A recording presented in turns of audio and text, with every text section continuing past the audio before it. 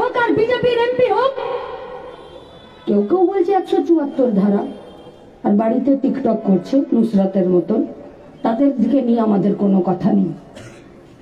যে লোকসভা কেন্দ্রের আমি, সেখানে শত্রুঘ্ন সিনহা তৃণমূলের, কি বলছেন আমার জানা নেই। এখানকার এমপি তিনি পার্লামেন্টে গিয়ে কোন কথা বলছে আমার জানা নেই, কিন্তু অন্তত পক্ষে পঞ্চায়েতের বাইরে দাঁড়িয়ে আর পৌর নিগমগুলোর বাইরে দাঁড়িয়ে এটুকু বলতে পারি, আর যাই বলুক আমার কাজের জন্য একটা বারো গলাবাজি করেনি, আমার স্বাস্থ্যের জন্য, আমার ট্রিটমেন্টের জন্য, আমার এগিয়ে যাবার জন্য, আমার খাবারের জন্য একটা বারও তারা গলাবাজি করেনি।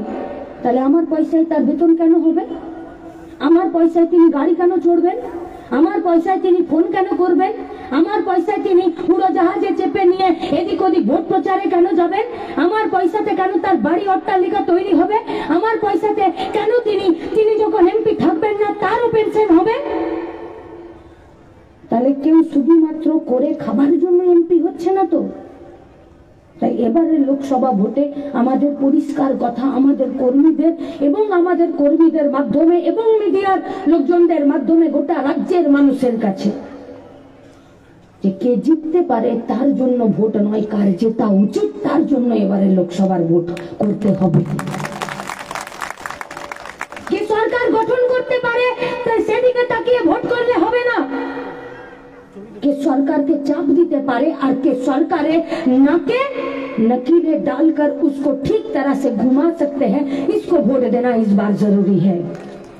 इसलिए बैल तो बिगड़ सकता है, लेकिन बिगड़े बैल का नाक पर नकील पहनाना वो सिर्फ मजदूर और मेहनत कश जनता जानता है, और मजदूर और मेहनत कश जनता कभी घर में और बिल्डिंग में नहीं रहता है। वो लोग মাঠে ময়দানে কলে কারখানায় চা বাগানের খেতে সেখানেই থাকে। তাই আমাদের কথা তাদের কাছে, আইন যদি মানুষ তৈরি করতে পারে, আইন যদি রাস্তা তৈরি করতে পারে, সেই আইন যদি আমার খাবার, আমার শিক্ষা, আমার স্বাস্থ্য, আমার বাড়িকে সুরক্ষা না দিতে পারে, তখন মানুষের সর্বোচ্চ এবং সর্বপ্রথম কাজ হলো যে সেই আইনের বিপক্ষে দাঁড়িয়েও সেই আইনকেও পাল্টে দিতে, বা যারা সেই আইন অনুযায়ী দেশকে পরিচালনা করছে সেই লোকগুলোকেও পাল্টে দিতে হয়। যে আইন মানুষের জন্য, সেই আইনকে মানুষের পক্ষে রাখার ক্ষেত্রে।